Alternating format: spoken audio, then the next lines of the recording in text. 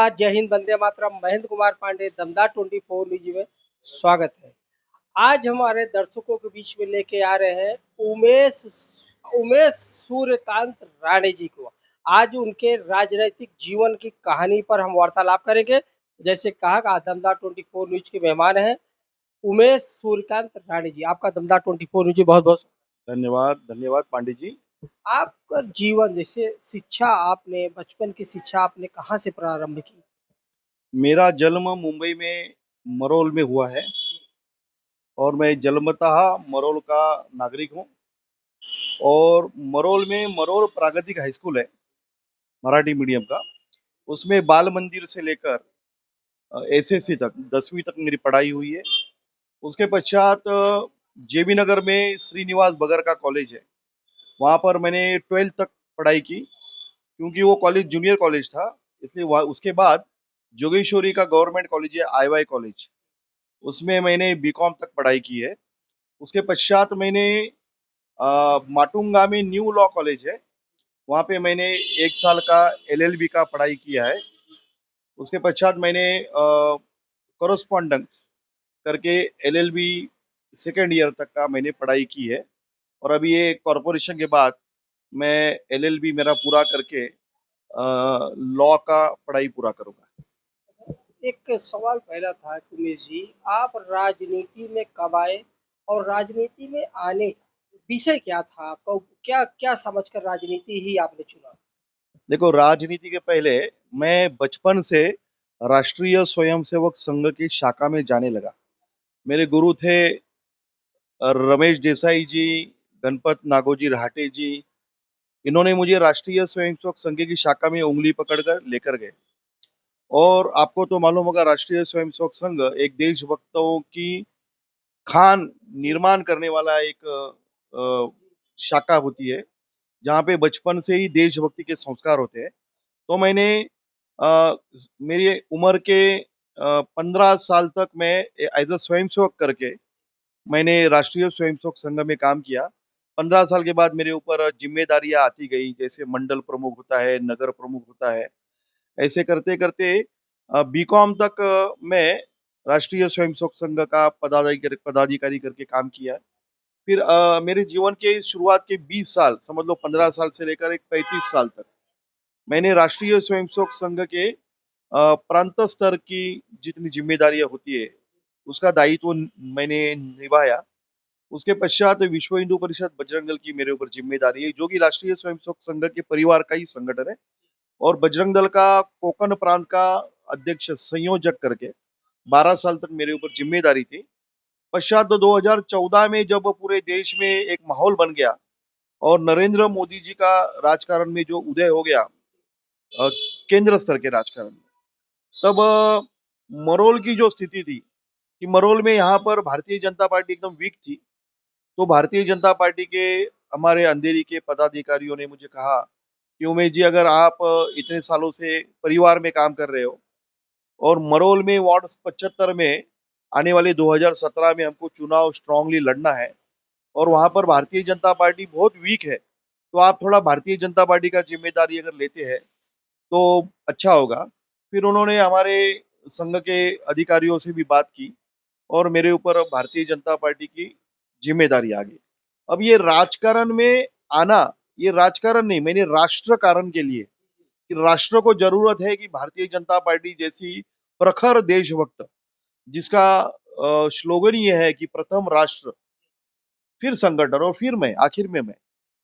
तो राष्ट्र के लिए मैंने सोचा कि चलो, हम अगर राजनीति में काम करते हैं, क्योंकि मैं जब संगठन में काम करता था तो बहुत बार पुलिस स्टेशन के प्रॉब्लम्स, लोगों के एडमिशंस के प्रॉब्लम, बीएमसी के प्रॉब्लम, वो तो अपने आप मेरे पास चल के आते थे। फिर उसके पीछे भी भागना पड़ता था। फिर हमारे सब जो मित्र परिवार ने कहा कि अगर हमको लोगों को ज्यादा से ज्यादा मदद करनी है, लोगों के जो पुलिस स्टेशन, हॉस्पिटल्स, एडमिशंस और जो भी समस्या होती है उसके अगर प्रॉब्लम सॉल्व करना है, तो आपको भी राजनीति में स्ट्रांगली उतरना पड़ेगा। इसलिए मैं राजनीति में, मैंने समाज सेवा करने के लिए, देशभक्ति का मेरा जो मोटो मेन है वो पूरा करने के लिए मैं राजनीति में आया हूँ। अभी आपके ऊपर कौन सी जवाबदारी भारतीय जनता पार्टी ने दी है?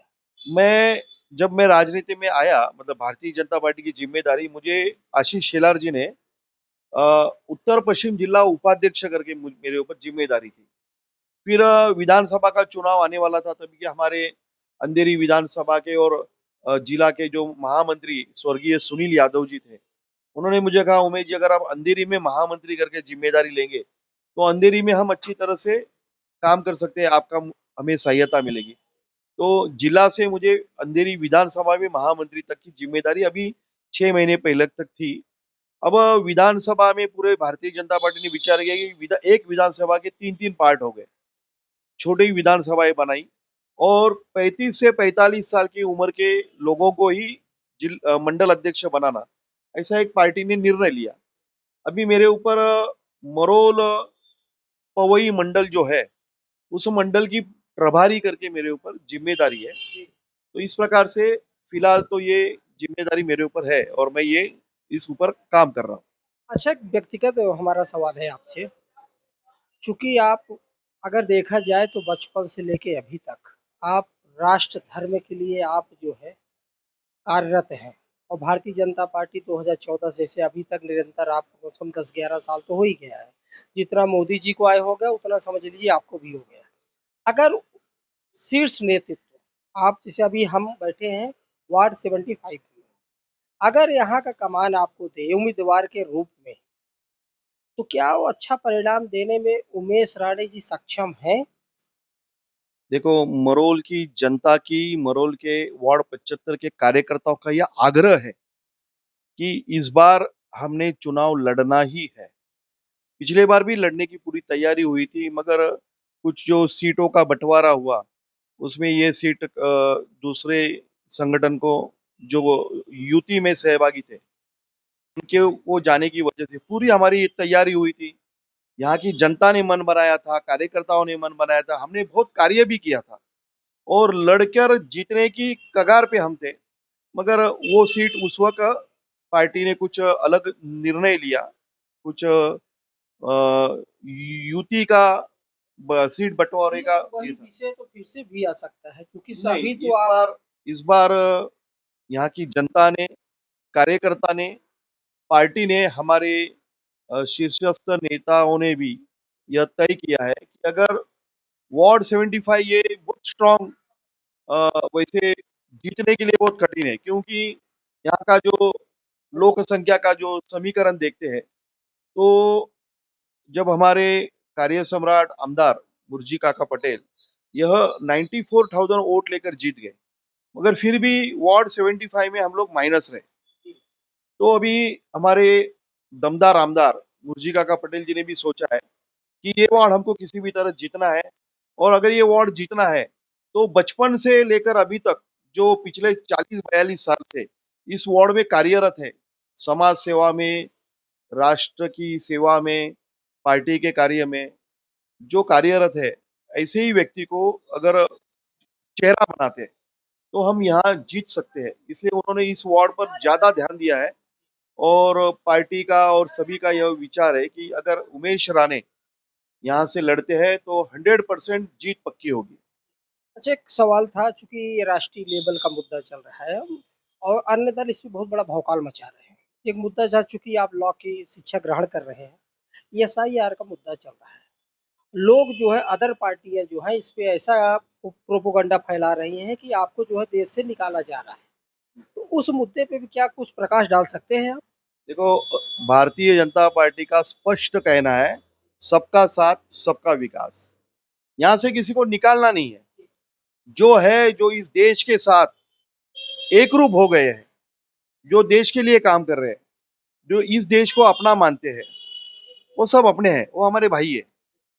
और जो हमारे बंधु कुछ बाहर देशों में हैं, जिनका जीना, जैसे आपने अभी आज देखा, बांग्लादेश है, पाकिस्तान है, अफगानिस्तान है, वैसे लोग जो वहां पर बेघर हो रहे हैं, फिर वो हिंदू ही नहीं, ईसाई भी है, पारसी भी है, सिख भी है, मुस्लिम भी है।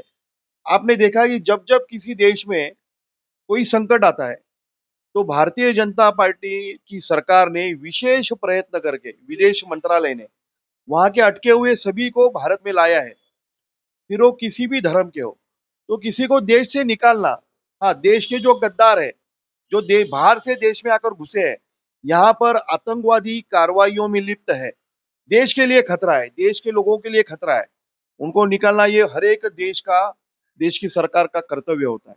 तो कोई ये ना समझे कि हम अमुक एक विशेष एक धर्म समुदाय के हैं, इसलिए हमको बाहर जाना पड़ेगा, ऐसा नहीं है।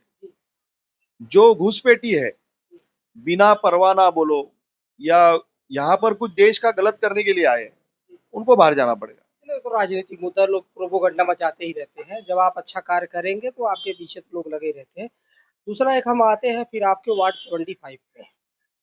वार्ड 75 में आप जन जन तक आप पहुंच रहे हैं और जनता आपको सहयोग कर रही है, अपना आशीर्वाद आपको प्रदान कर रही है, ऐसा आपको आभास होता है? हम जन जन तक पहुंचे हुए हैं, लोगों की सेवा में कई सालों से हम लोग व्यस्त हैं। कोरोना के काल में लो या जब भी कोई भी आपत आती है, हम सक्रिय रहे हैं।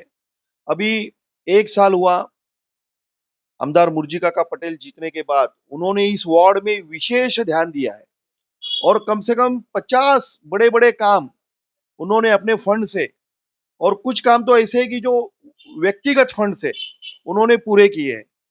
कई सालों से जो प्राइवेट बस्तियां थी या रोड थे, जो रोड बन नहीं रहे थे, वहां पे उन्होंने कंक्रीट रोड बनाए हैं, टॉयलेट्स बनाए हैं, पानी की लाइनें दी है, और कचरे के जितने भी प्रॉब्लम्स थे वो सब डे टू डे उठाने की व्यवस्था की है। और आपको मालूम पड़ा होगा कि उप मुख्यमंत्री एकनाथ शिंदे जी को लाकर उनके हाथों उन्होंने मरोल का जो मच्छी मार्केट है, बहुत पुराना मच्छी मार्केट है, उसकी 6 माले की बिल्डिंग बनाकर उसमें community hall, parking, shopping mall, इस प्रकार के उन्होंने वो इमारत बनने का उन्होंने जो नारियल तोड़ने का काम किया। उसके बाजू में जो कई सालों से एकदम जर्जर अवस्था में बीएमसी का जो डिस्पेंसरी पड़ी थी, वहां पर एक 5-6 माले की इमारत बनाकर वहां पे एक जनरल हॉस्पिटल बनाने का उन्होंने उद्घाटन किया हुआ है और वो काम शुरू भी हुआ है। और जैसे डीपी रोड है, जैसे मरोल से, अगर मरोल पाइपलाइन से लेकर इधर विजयनगर पुलिस कैंप तक आना है, तो पूरा अंधेरी कुर्ला रोड जो ट्रैफिक से खचाखच भरा रहता है, 1 घंटे का ट्रैफिक का सफर करके आप फायर ब्रिगेड सिग्नल से लेफ्ट मारकर 1 घंटे के बाद आप विजयनगर पहुंचते हैं। लेकिन यह समस्या ध्यान में रखते हुए यहाँ से वहां जाने वाले और यहाँ से यहाँ आने वाले लोगों को शॉर्टकट पड़े, इसलिए कदमवाड़ी से लेकर हसनत हाई स्कूल भंडारवाड़ा से जो आयशा अपार्टमेंट तक, 7 हिल हॉस्पिटल तक आने वाला जो डीपी रोड कई सालों से बंद पड़ा था, उसके ऊपर एनक्रोचमेंट हुए थे, तो हमारे दमदार आमदार मुर्जी काका जी ने वो ओपन कर दिया है। अभी वो 44 फीट का 15-16 फीट का जो रास्ता था, वो 44 फीट का रास्ता उन्होंने बनाया, उसका कंक्रीटीकरण होगा। तो ऐसे बड़े बड़े काम, 45 से 50 बड़े काम हमारे आमदार मुर्जी काका जी ने वार्ड 75 में शुरू किए हैं, और विकास की गंगा घर घर पहुंचाने का एक भरकस प्रयास उन्होंने शुरू किया है। और उनके ही कदमों पर कदम रखते हुए और उनके साथ हम इन कामों में उनका हाथ बटा रहे हैं, और हमें इस वार्ड में और मजबूत करने के लिए मुर्जी काका जो हमारे आमदार है, वो बहुत दिन रात यहाँ पर काम कर रहे हैं। रात को 2:30-2:30 बजे तक लोगों की समस्या सुनने के लिए, या कुछ समस्या होती है तो उसके लिए वो आते हैं। इस प्रकार से वार्ड 75 में इस प्रकार से काम चल रहा है। अच्छा, एक सवाल था जो कि इस समय पूरा हवा जैसा फैला हुआ है। अभी मनपा चुनाव मुंबई में होना है, तो भारतीय जनता पार्टी और शिवसेना एकत्र होकर चुनाव लड़ने वाली है। 100% भारतीय जनता पार्टी और शिवसेना एक साथ चुनाव लड़ेगी, ऐसे देवेंद्र जी ने भी बताया है, एकनाथ जी भी बता रहे हैं, मुंबई के भी जो हमारे अमित साटम जी है, आशीष शेलार जी है, सब ने बताया है, और माहौल वैसा ही है, हम एक साथ ही चुनाव लड़ेंगे। बहुत बहुत धन्यवाद, आपने अपना अनमोल समय दिया, हमसे वार्तालाप किया। तो जैसे दमदार 24 न्यूज के आज खास मेहमान थे उमेश सूर्यकांत राणे जी, जिन्होंने अपने जीवन पर पूरा एकदम जिम्मेवारी के साथ और निष्ठावान होके और जितना कर्तव्यनिष्ठ होके आज पार्टी की सेवा कर रहे हैं, देश की सेवा कर रहे हैं, समाज की सेवा कर रहे हैं। और इनकी सोच है कि मैं दिन रात करके अपने वार्ड 75 जो अंधेरी विधानसभा के अंतर्गत आता है उसमें मैं जनता की सेवा करूंगा। और इन्होंने जनता से आह्वान भी किया है कि इस बार आप अपना बहुमूल्य मत आशीर्वाद के रूप में हमको देकर विजयी बनाए। इसी के साथ कैमरा पर्सन अनूप के साथ महेंद्र कुमार पांडे, दमदा 24 न्यूज, अंधेरी, मुंबई।